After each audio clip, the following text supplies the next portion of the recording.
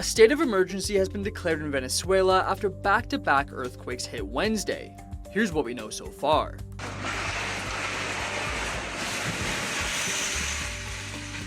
Latest numbers say the earthquakes have killed at least 188 people.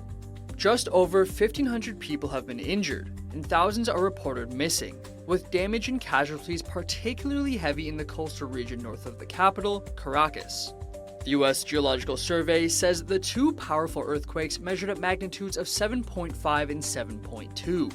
They're said to have happened 39 seconds apart.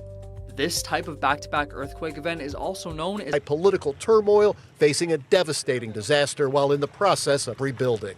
There were entire communities that were completely flattened, and people have lost everything. So the need is there for help. The vice president of the Venezuelan Association in Missouri says the local community is feeling heartache as the death toll climbs and rescuers carry survivors to safety. We have people that are still under rubbles trying to get out. Jacqueline Noronha Rodriguez and the association are focused on ways to help. How can we pull together? The conversations that we're having today is how do we figure out our back home. The Venezuelan Association in Missouri has established a disaster relief fund. The biggest way and the most impactful way is to donate. And you want to do so with reputable organizations.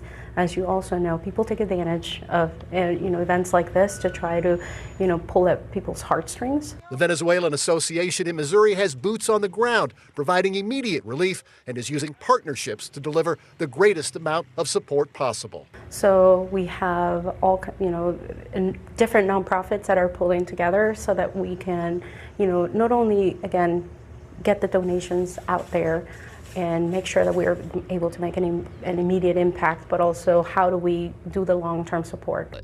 The energy released and the stress transferred from that first event, I believe literally only about 40 seconds later, has probably triggered a second earthquake on a nearby fault that was close to the point where it was going to fail.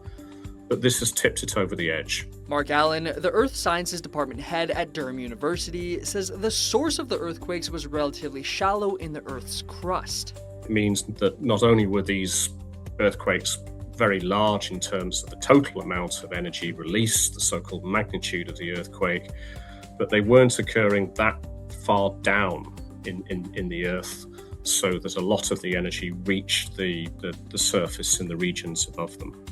Venezuela and other countries in the region are vulnerable to earthquakes because they lie along an active tectonic zone.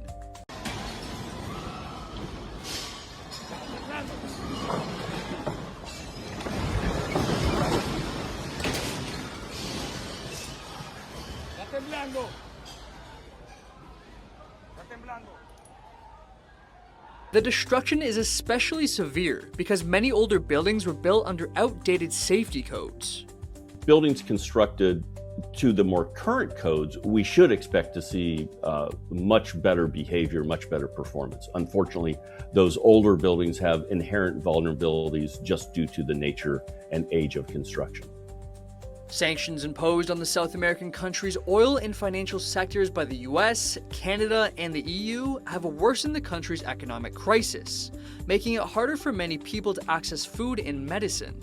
Despite the sanctions, Prime Minister Mark Carney announced that Canada is prepping aid and support for Venezuela.